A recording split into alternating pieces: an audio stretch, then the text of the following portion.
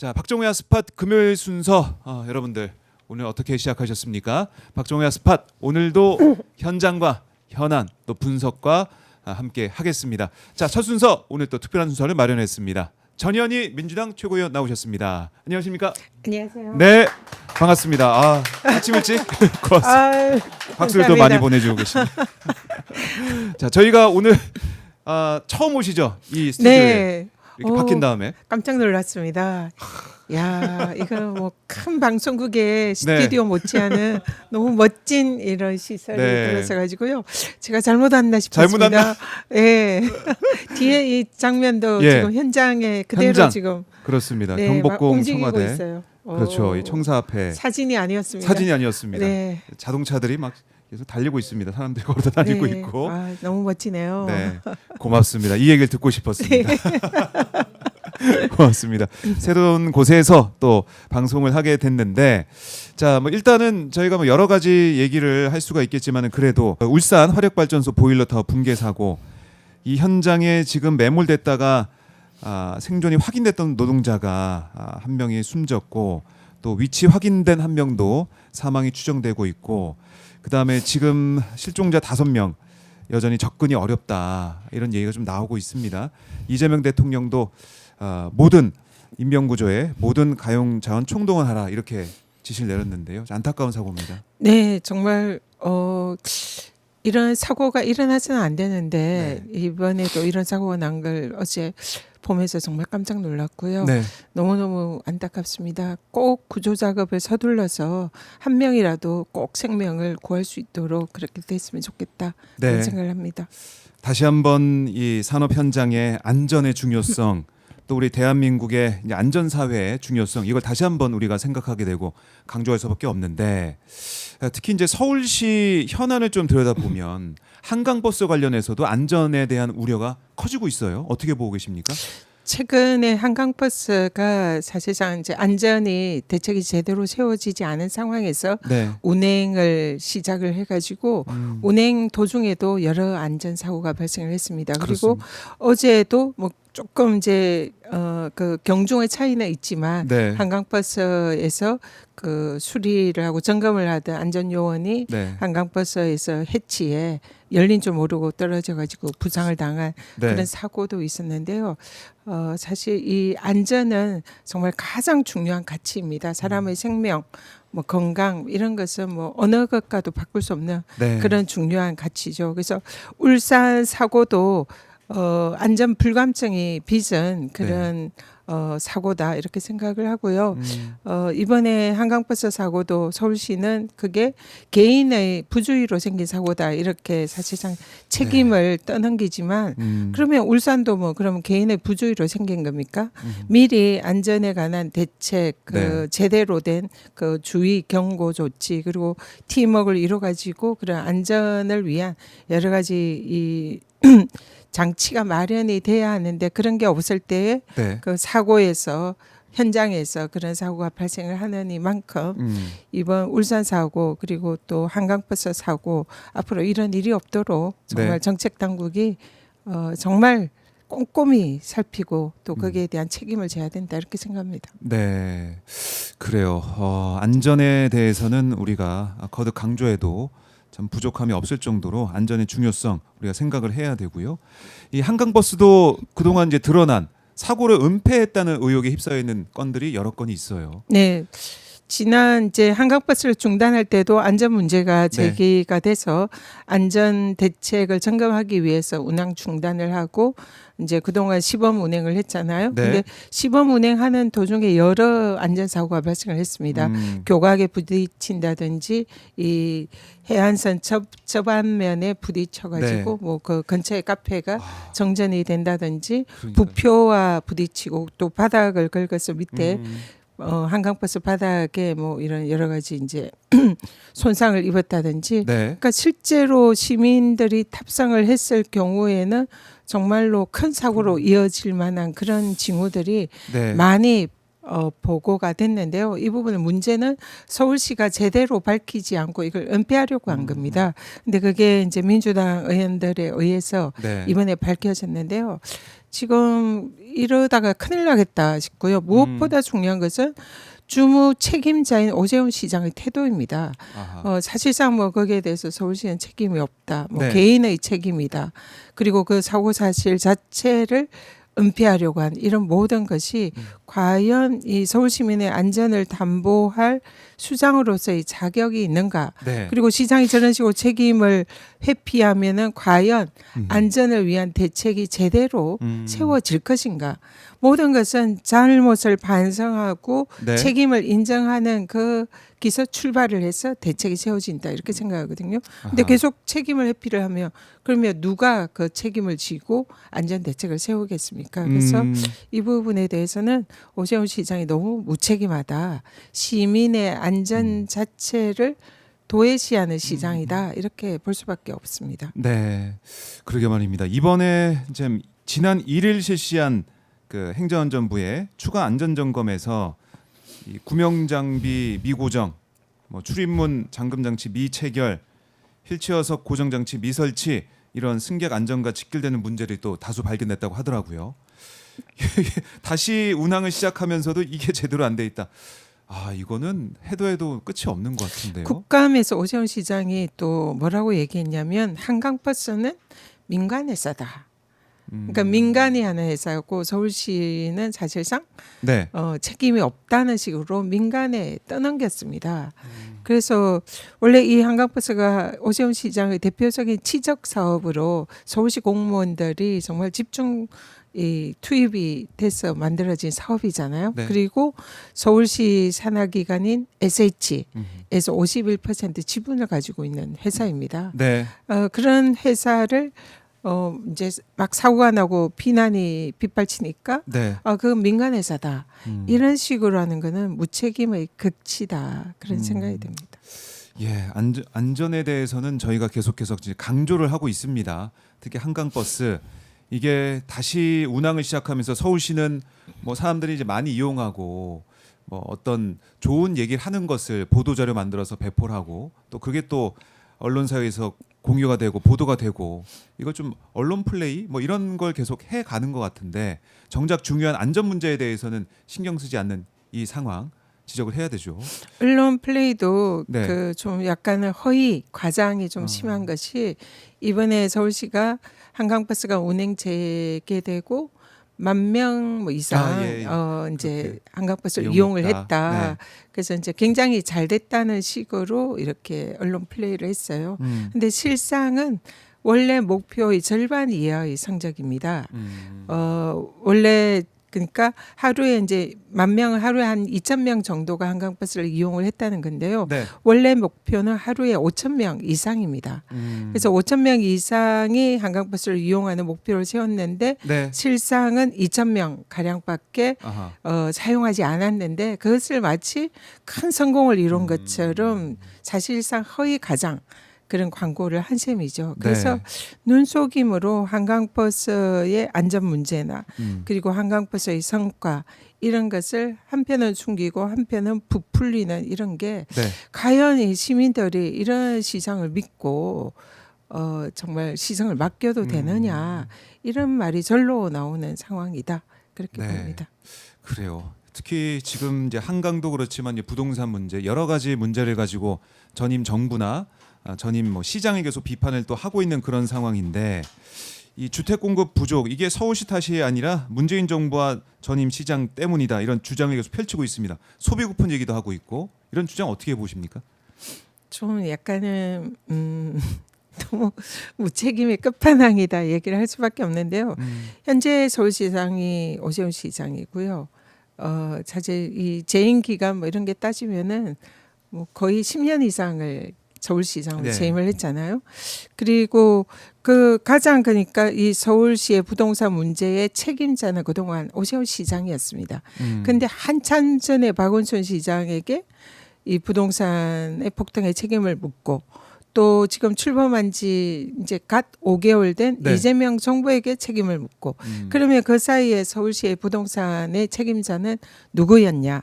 그리고 그러면 그 사람은 아무 일도 안 했느냐? 네. 이렇게 묻지 않을 수가 없거든요. 그래서 아까도 얘기했지만 새로운 대책 이런 것은 자신의 책임을 인정하는 데서부터 출발을 해야 되는데 남 탓을 하게 되면 자신은 도대체 뭘 하겠다는 겁니까? 네. 그래서 지금 이번에 뭐 장애인 뉴타운에 이제 오세훈 시장이 예, 가서 뭐 10년 동안 잃어버린 10년을 되찾아 주겠다 이렇게 얘기를 했는데 박원순 시장이 이 장이동에 뉴타운을 해제한 것은 2014년입니다. 2014년부터 그러면 잃어버린 10년이라고 하는 그 10년 동안 오세훈 시장 뭘 했냐?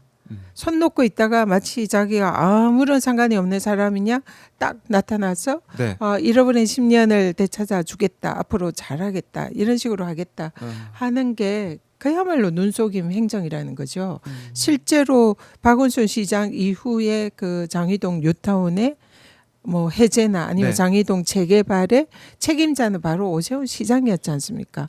그러면은 잃어버린 10년의 절반 이상은 사실상 오세훈 시장의 책임이잖아요. 그렇죠. 근데 그런 거를 얘기를 안 하고 그냥 갑자기 짠 나타나서 내가 빨리 해줄게. 지난 시장 때 잘못했지? 이런 식으로 하는 거는 참으로 그 남 탓. 네. 뭐 이것도 문제지만 자기 책임 자체를 인정하지 않는 그런 모습이다. 그래서 참 시장으로서 너무나 이 자격이 없는 그런 사람이구나 하는 생각을 할 수밖에 없습니다. 네. 그러니까 부동산 문제에 있어서 그동안 마치 이제 자기는 이번에 처음 이 서울시장으로 돼서 들어온 것처럼. 그러니까 앞으로 뭐 그러니까 이제 서울시장을 그동안 하지 않았고 앞으로 이제 서울시장을 맡아서 하고 싶어 하는 후보들의 목소리와 비슷한 얘기를 하고 있는 거예요. 그러니까 예.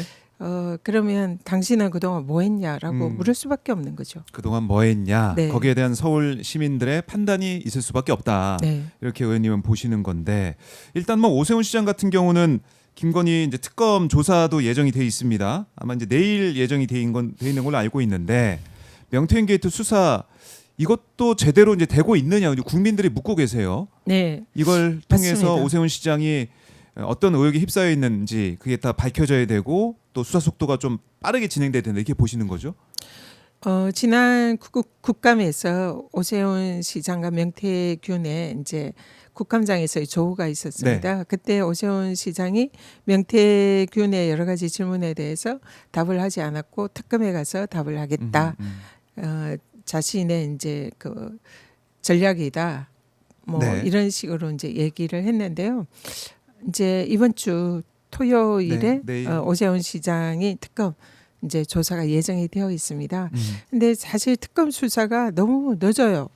이 지금 특검이 이제 거의 지금 그 수사 기간의 종료를 네. 앞두고 있는데 뒤늦게 지금 오세훈 시장의 수사를 이제 막 재개하려는 것도 조금 너무 특검이 그동안 이 문제에 대해서 소홀히 하지 않았나 이런 생각이 들고요. 또 오세훈 시장의 사건에 대해서 원래 창원지검에서 수사를 했습니다. 네. 근데 그때 강혜경 씨나 강혜경 씨 변호인 측이나 당시에 오세훈 시장에 대한 모든 혐의가 대부분 입증이 됐고 수사가 거의 80~90% 완료가 된 상황이었다. 네. 이런 식의 진술을 국감장에서 했어요. 법사위에서.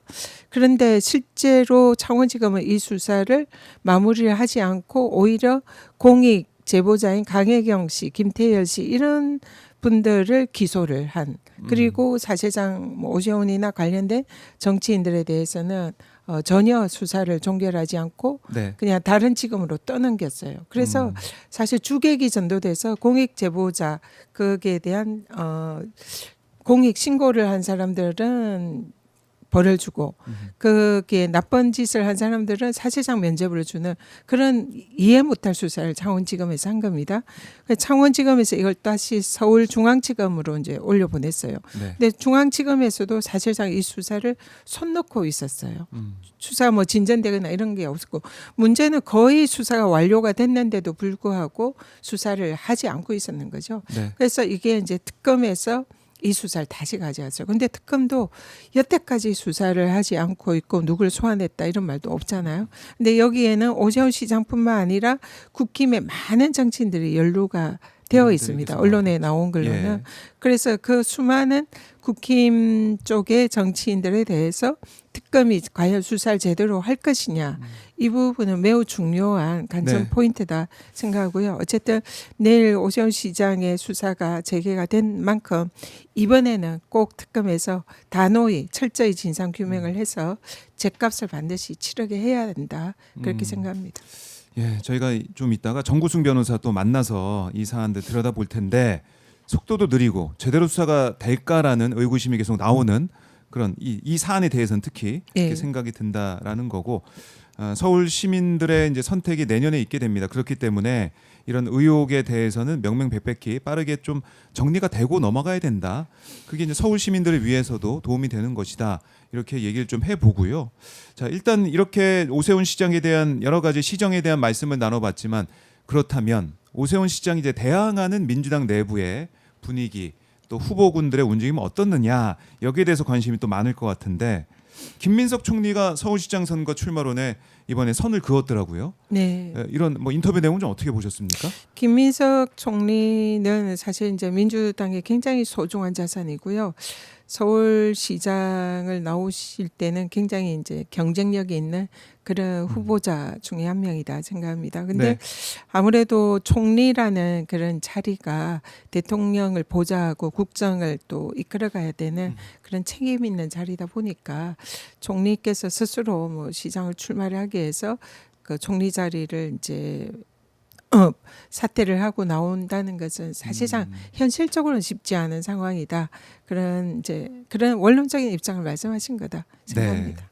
네. 그래요. 이 김민석 총리를 비롯해서 이제 여러 이제 인사들이 뭐 이름도 거론되고 있고 아니면은 또 열심히 준비하신 분도 있고 이런 상황인데 이런 가운데 지금 개그맨 서승만 씨가 자신의 SNS에 우리 전현희 최고위원의 서울시장 출마를 희망하고 강력 지지한다 그런 글을 올렸어요. 제가 서승만 씨 뭐 좀 알지만은 이렇게 진지하게 글을 올린 건 처음인 것 같아요. 예, 이렇게 정말 딱 정색하고 글을 이렇게 올렸더라고요. 제가 저 글을 어제 이제 우연히 SNS를 보다가 예. 저 글을 읽었는데요. 이게 1. 국정 운영을 가장 든든하게 뒷받침할 수 있는 인물. 2. 서울의 보수층까지 품을 수 있는 소중한 경쟁력. 3. 행정을 아는 사람, 시민을 아는 사람. 뭐 이렇게 쭉 1번, 2번, 3번 전현희 최고위원이 왜 서울시장 나와서 꼭 당선이 돼야 되는지 이런 희망을 담아서 바람을 담아서 이렇게 올렸어요. 글을 어떻게 보셨습니까? 예. 일단 너무 과분한 평가다 생각을 하고요. 예. 저렇게 저를 봐주시다니 하고 저도 굉장히 너무 감사했습니다. 그래서 예.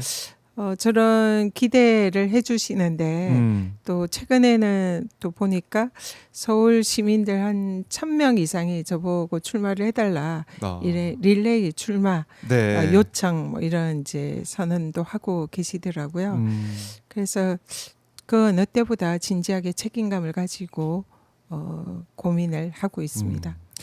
아직 고심하고 고민하는 단계고 네. 우리 시민들의 목소리 또 여러 각계각층의 목소리를 듣고 있는 단계지만은 글쎄요 이게 서승만 씨도 그렇고 서울 시민들 중에서도 계속해서 전현희 최고위원의 어떤 결단을 요구하는 목소리는 계속 나오고 있네요. 이렇게 보면 어쨌든 과분한 이런 네. 이제 응원이다 이렇게 생각을 하고요. 실제로 우리가 이제 서울에서 승리하는 게 정말 중요하잖아요. 네. 우리 민주 진영이 힘을 모아서 다음번 지방선거에서는 반드시 서울에서 이 서울 정권 교체를 해야 된다. 네. 그런 입장에서는 가용한 민주당의 모든 자산을 동원을 해야 된다 생각을 합니다. 네. 그래서 훌륭한 민주당 후보들이 또 경선에 나와서 치열하게 경쟁을 하고 또 네. 선의의 경쟁을 하고 그리고 거기서 가장 적합한 훌륭한 후보가 뽑아진다면 네. 모두 힘을 모아서 어쨌든 꼭 승리하는 이것이 가장 중요한 지상 과제다. 그래야만이 우리가 다시 또 정권 재창출을 할 수 있는 네. 그런 받침대 이런 걸 마련할 수 있다 이렇게 생각하고요. 거기에 하여튼 저도 최선을 다해서 힘을 보태고 함께해야 되겠다 이런 네. 생각은 예, 가지고 있습니다. 알겠습니다. 자, 이렇게 서울시정 얘기 좀 정리를 해보고 현안 또 이제 당 얘기를 좀 해보면 일단 당에서 사법행정 정상화 TF 출범이 되고 최고위원님께서 이제 단장을 맡으셨는데 자, 사법 개혁 지금 예정대로 또 절차대로 계획대로 진행이 되고 있는지 좀 궁금합니다. 이번 주 월요일에 이제 사법개혁 사법 정상화 TF가 네. 발족을 했고요. 그리고 출범 이후에 이제 비공개 회의를 한 두세 번 정도 가졌습니다. 네. 그리고 방향성을 지금 이제 대략 설정을 했고요. 그래서 가장 중요한 것은 대법원장에 집중되어 있는 재판권이라든지 사법행정과 관련되어 있는 예산과 인사 뭐 이런 모든 권한들을 네. 좀 민주적 통제 절차를 갖추어서 분산할 수 있도록 그래서 대법원장이 좀 더 재판에 신경을 쓰고 너무 시간이 없어가지고 기록도 읽을 시간이 없는 것 같은데 이런 예. 대법원장이 과로에서 해방될 수 있도록 도와주는 예. 그런 사법행정을 정말 민주적으로 정상하고 분산하는 이런 방안 이제 가장 중요한 핵심입니다. 그리고 대법원장이 그 바쁜 와중에도 정치까지 신경 쓰려고 하니까 나라가 휘청이지 않습니까? 그래서 예. 대법원장은 재판 업무에 집중하실 수 있도록 제도적인 방침을 만들어야 된다. 재판과 행정의 분리 이것이 핵심이다 말씀드리고요. 네.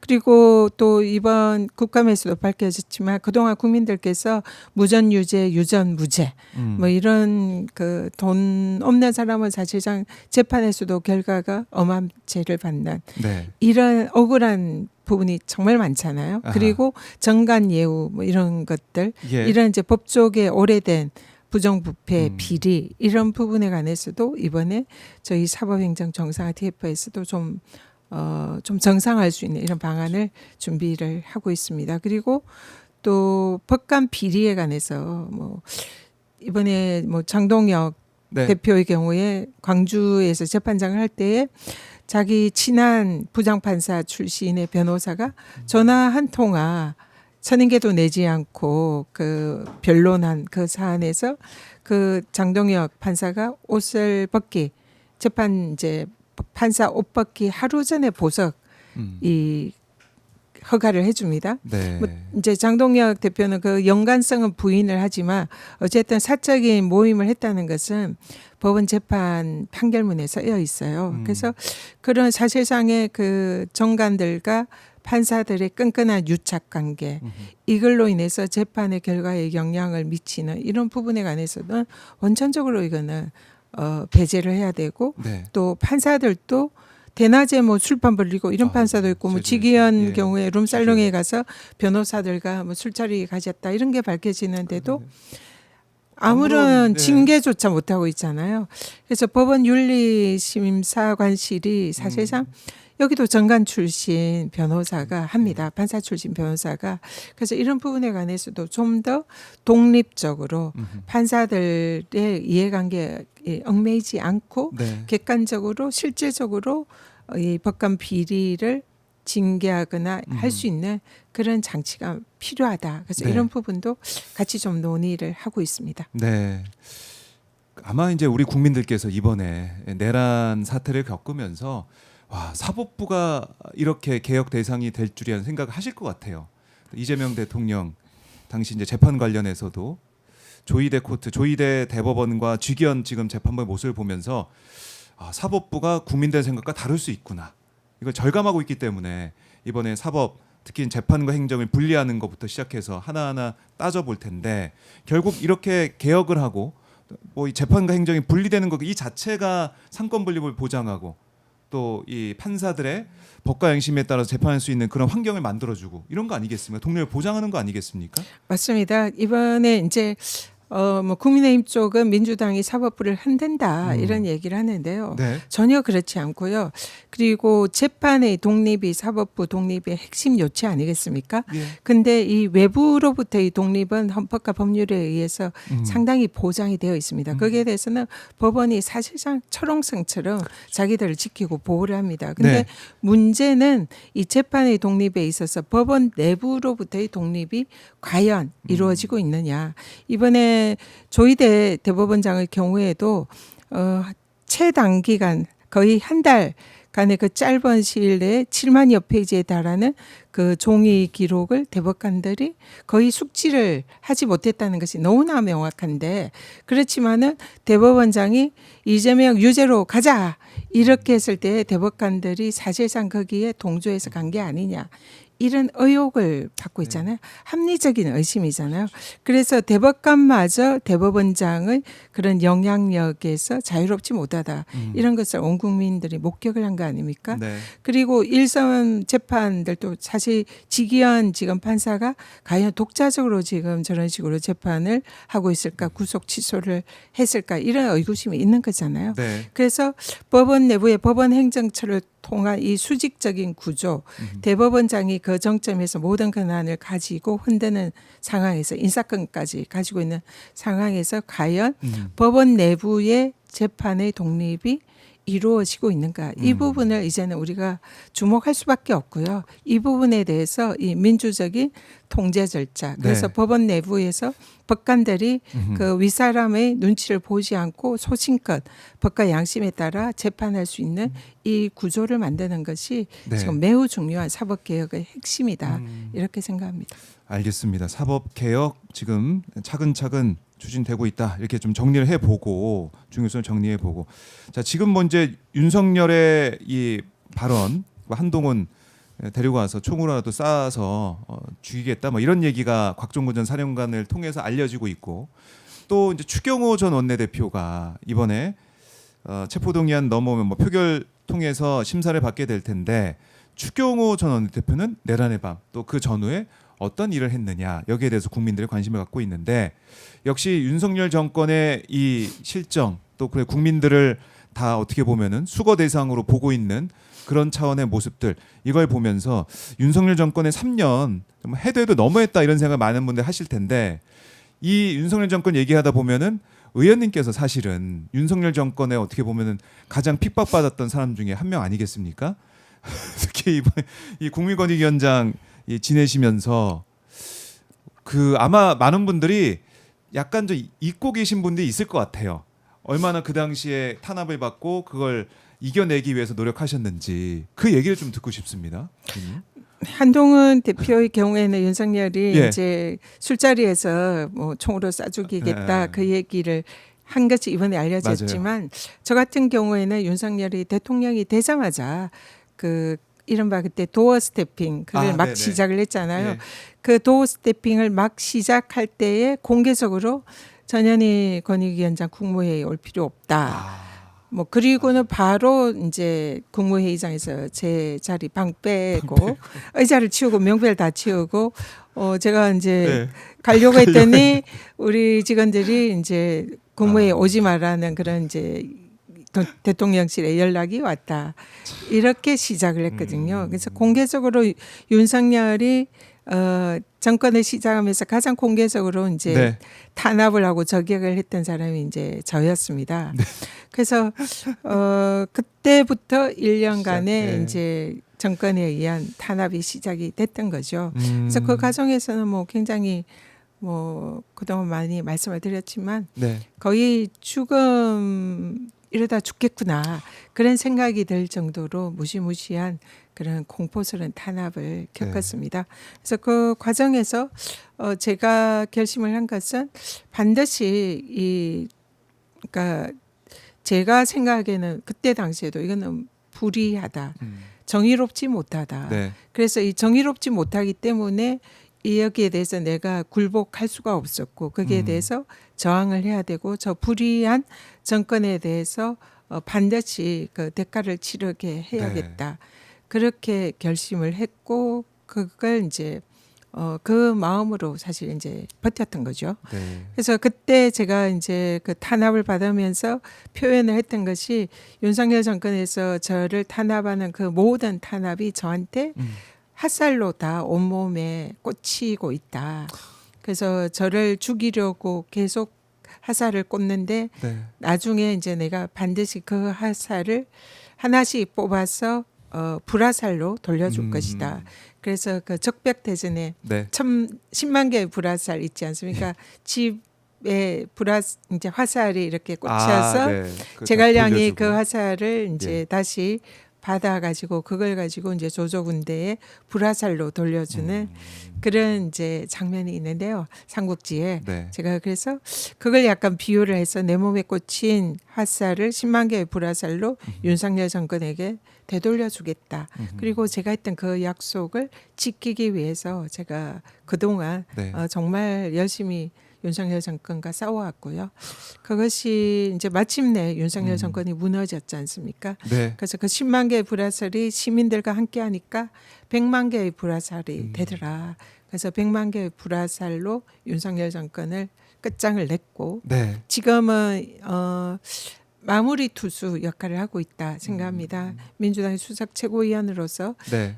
내란이 이미 이제 종식이 됐지만 아직도 내란은 계속되고 있고 그래서 법사위에서 최고위에서 계속 윤석열 정권에 지금 남아 있는 내란 잔재를 네. 완전히 종식하고 새로운 희망의 이제 이재명 정부 민주정부가 다시 이제 대한민국의 희망의 새벽을 맞이할 수 있도록 그렇게 하는 예. 그 가장 먼저 이 정권에 대해서 투쟁을 시작을 했고 가장 마지막으로 이 정권의 윤석열 정권의 내란 정권을 종식하는 마무리 투수 역할을 지금 하고 있다 이렇게 네. 생각합니다. 그러니까 지금 말씀하시니까 그 당시에 이 윤석열 정권의 탄압이 어마무시했죠. 어마무시했고 또 감사원의 여러 가지 감사 그것도 참 힘든 시간 아니었습니까? 그 지금 보니까 최재해 감사원장이 공수처의 피의자로 소환이 되고 있는 모습 이걸 보면서 이제야 좀 그야말로 윤석열 정권의 악의적 프레임이 그야말로 확실하게 벗겨지고 있는 그런 상황이라는 생각도 들고. 제 10만 개의 화살 중에서 한 100개 정도는 감사원을 향해서 쏜 것 같은데요.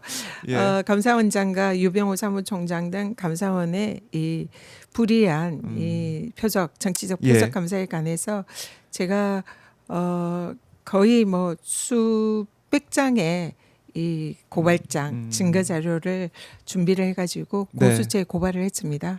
그래서 그 고발이 지금 현재 이제 드디어 감사원장이 드디어. 3년 만에 소환이 돼서 소환이 되고. 피의자로 조사를 받는 거고요. 예. 그래서 그 불화살이 지금 이제 감사원장에게 꽂히고 있다.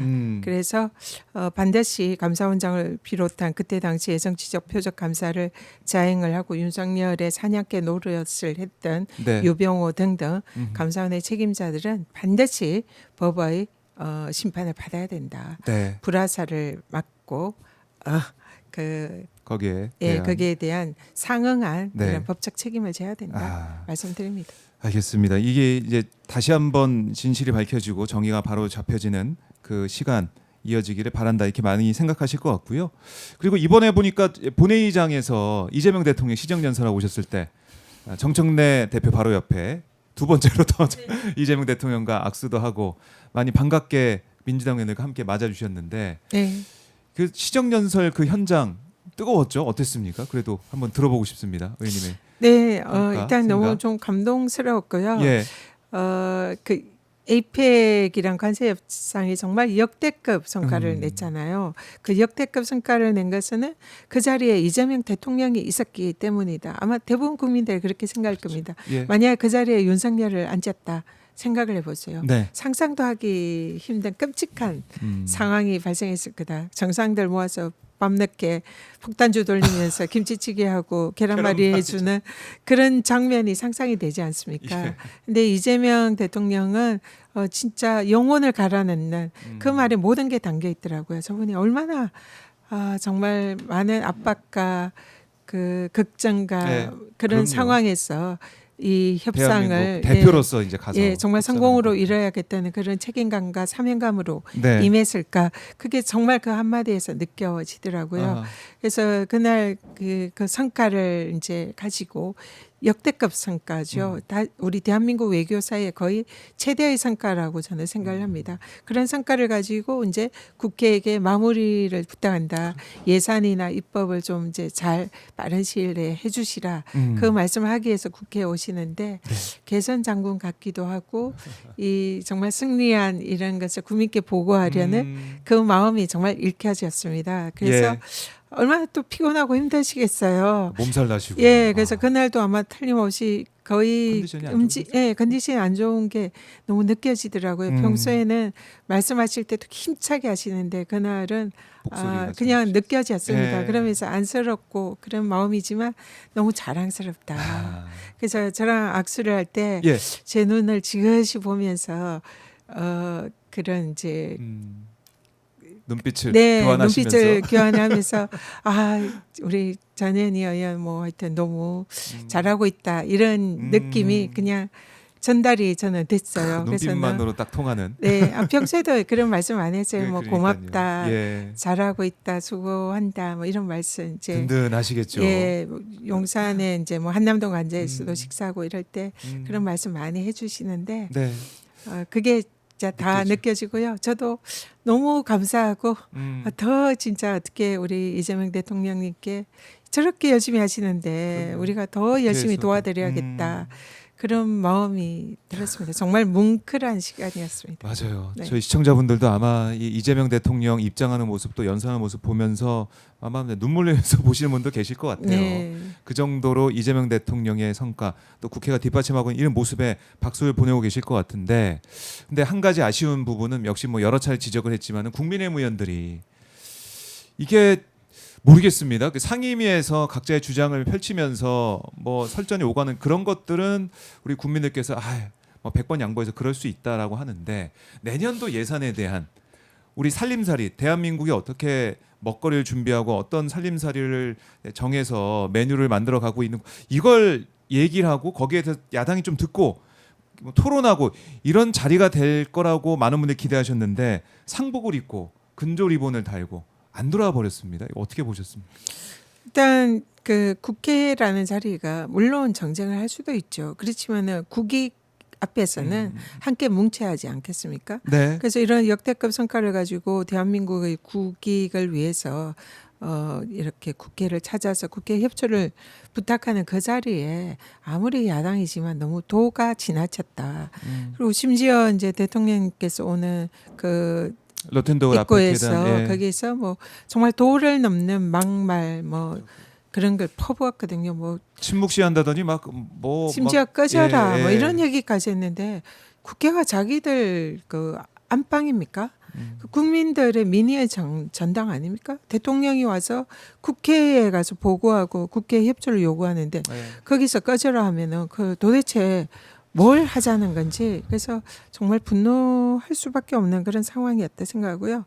이 검은 마스크 이거는 사실은 이 추경호 잘가 하는 자기들이 스스로 네. 장례식을 하는 그런 걸로 해석할 수 있지 않을까 싶습니다. 왜냐하면 국힘이 이제 그렇게까지 극단적으로 한 거는 추경호 전 원내대표가 특검에 의해서 구속영장이 청구가 됐잖아요. 그러니까 그 위기감의 발로 이런 생각이 드는데요. 추경호 원내대표가 만약에 이제 구속영장이 발부가 되고 특검에 의해서 내란, 네. 뭐 주요 임무 종사자나 어쨌든 내란죄 혐의로 기소가 된다면 이것은 국힘이 내란 정당이다. 즉 네. 위헌 정당 해산 사유입니다. 그렇기 때문에 국힘이 굉장히 위기감을 느끼는 거예요. 그러다 보니까 추경호 이제 원내대표를 이제 구속영장 청구에 대해서 이재명 이제 대통령에게 그 화풀이하는 거죠. 왜 이재명 대통령이 근데 거기에 대해서 뭐 구속영장 청구하라고 시키지도 않은 거 아닙니까? 예. 그런데 이재명 대통령에게 책임을 덮어 씌우는 네. 그런 시위를 한 건데, 사실은 그 시위를 하는 걸 보는 이제 제3자적 입장에서 보면 추경호 원내대표 구속영장 청구됐는데 거기에 대해서 검은 마스크 쓰고 있으니까 오히려 자신들의 장례식을 치르는 거 아닌가 그런 이제 생각이 들 들더라고요. 정도로. 네. 그러니까 이게 사실 자초하고 있습니다. 자초하고 국힘. 있다. 네. 시정연설과 이 구속영장 청구, 이게 전혀 이제 뭐 등치가 안 되는 건데 그 연결시켜서 생각할 수가 없는 것인데 네. 굳이 그 침묵 시위, 그러니까 침묵 시위다 하지 않았지만 어쨌든 검은 마스크를 쓰고 상복을 입고 나온 것 자체가 자신들의 이제 정당의 미래를 그러니까요. 보고 있는 게 아니냐 이런 제3자가 생각이 들 보면 정도로. 대통령이 오셨는데 예. 국힘이 상복을 입고 검은 마스크를 쓰고 침묵 시위를 하고 있다. 네. 그럼 이게 대통령이랑 연결할 수가 없잖아요. 왜냐하면 나라의 경사와 국운이 그냥 상승하고 있는 그렇네. 온갖 역대급 성과를 가지고 예. 금이 환영을 한 음. 대통령에게 상복을 입는다. 그러면 국민들 입장에서는 보면 아 국익을 위해서 저렇게 성과를 낸 것이 네. 상복을 입고 저렇게 장례식 분위기를 낼 일인가? 그럴 때 그 국힘에게 국민들이 어떻게 생각하겠습니까? 일단은 연결이 안 되잖아요. 그렇죠. 그러면은 국힘이 너무 심하다 이 생각이 먼저 들 것이고 오히려. 또 하나는 예. 그것이 추경호 원내대표의 구속영장 청구에 대한 항의의 목적이라고 하면 아 그러면 국힘이 지금 자기들이 위원장당 해상이 될까봐 네. 저렇게 하고 있는 거 아니냐?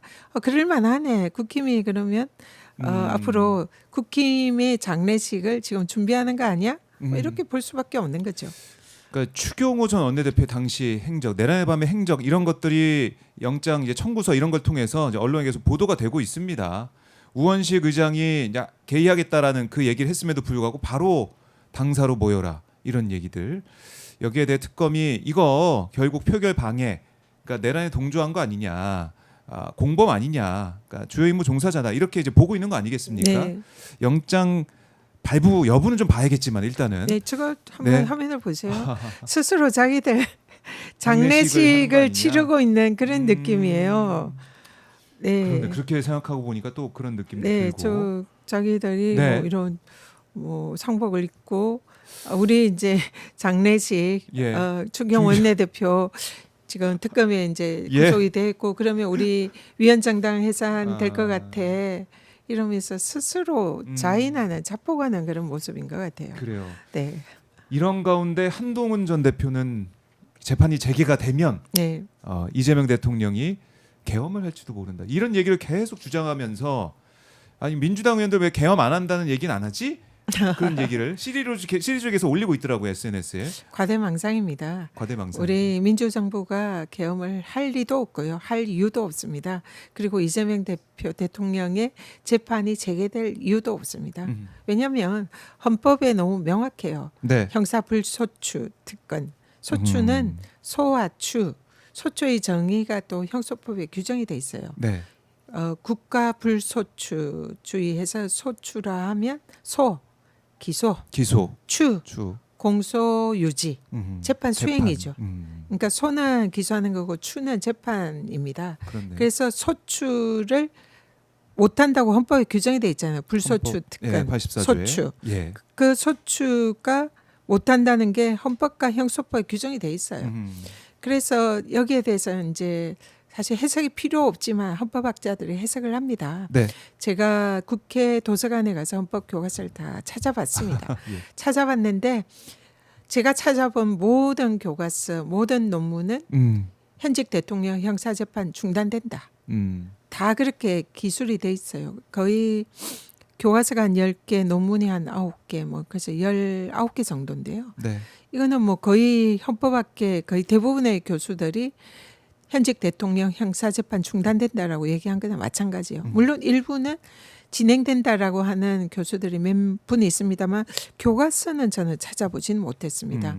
이제 구두로 뭐 언론 인터뷰나 그런 데서 그런 얘기를 네. 하시더라고요. 그래서 헌법학계 압도적 다수설이고 무엇보다 이런 헌법과 법률과 압도적 다수설에 의해서 법원이 5개 재판에서 이재명 대통령의 재판을 중단을 했습니다. 이미 논쟁은 예. 종결됐고 끝났어요. 아하. 근데 이거를 한동훈 대표 법조인 출신 아닙니까? 근데 뭘 근거로 재판이 재개가 된다는 거예요. 재판을 재개를 하면은 사실은 이거는 위헌입니다. 위헌이다. 위헌이기 때문에 우리 민주당으로서는 바로 뭐 대통령도 네. 그렇고 헌법 소원도 할 수도 있고요. 뭐 거기에 대해서 해석이 잘못됐다고 뭐 위헌 심판도 할 수도 있고 네. 또 거기에 대해서 그런 위헌의 결정을 한 판사를 탄핵을 할 수도 있고 할 수 있는 조치는 많습니다. 네. 그리고 그런 위헌의 주장을 그냥 아무런 생각 없이 재판 재개해야 한다라고 주장하는 국힘은 이 법조인이 제대로 없는 게 아닌가. 이 도대체 공부를 한 사람인가 묻지 않을 수가 없고요. 일단은 현실적으로 재판 재개할 가능성은 뭐 거의 없다. 네. 100%다 이런 말씀드리고요. 일어나지도 않은 일을 근거로 해서 또 이재명 대통령이 계엄할 거다. 그거는 무슨 망언입니까? 그래서 자신의 과대망상이다. 과대망상. 그리고 너무 무식하다. 예. 이런 말씀드립니다. 그래요. 이걸 이 주장을 계속 펼치고 있는데 오늘 전현희 최고위원의 이 답변으로 민주당의 이 입장 그리고 국민들이 또 이 사안을 어떻게 보고 있는지 이게 다 정리가 된다는 생각이 들어요. 네. 한동훈 대표가 전 대표가 계속해서 SNS에 민주당 계엄 안 한다고 하면 되지 왜 그 얘기를 못 해라고 하고 있는데 계엄할 리도 없고요. 할 이유도 없습니다. 이렇게 전현희 최고위원이 정리를 해 주셨습니다. 자, 오늘 서울시정 얘기부터 현안까지 하나하나 짚어봤는데요. 벌써 시간이 다 됐습니다. 오늘 보내드리고 다음에 또 모셔가지고 현안 얘기 또 서울시정 얘기 듣겠다고 약속을 드리면서 오늘은 보내드리고요. 가시기 전에 못다한 말씀 있으면 꼭 말씀 듣고 마무리하겠습니다. 네, 지금 내란을 종식하는 마지막 그래서 새 시대를 여는 지금 어둠이 이제 이렇게 마지막 어둠이고 곧 새벽이 온다 생각합니다. 그래서 저는 어둠을 종식하고 새벽을 준비하는 마무리 투수 역할로서 우리 국민들과 함께 끝까지 책임을 다하고 마무리를 하겠다. 그래서 우리 국민들께서도 지금 이제 지쳐 있다는 분들도 많으세요. 근데 네. 그 지쳐 있다는 것이 민주당이 너무 이제는 이제 평화 시대로 가려고 기존의 이런 강력한 개혁 기조 이런 것에 조금은 안 하려고 하는 게 아니냐. 너무 여당화되는 거 아니냐. 이런 걱정도 많이 해주시더라고요. 그래서 좀 더 힘내서 네. 더 강하게 좀 개혁 과제를 마무리해달라 이런 말씀 많이 듣습니다. 네. 그 부분에 대해서도 수석 최고위원으로서 여러분들과 함께 개혁 과제 반드시 마무리하고 내란 확실히 종식하고 이제 새로운 희망의 시대를 열어갈 수 있도록 열심히 하겠다 말씀드립니다. 알겠습니다. 오늘 말씀 잘 들었고요. 다음에 또 모시겠습니다. 고맙습니다. 네, 감사합니다. 네, 감사합니다.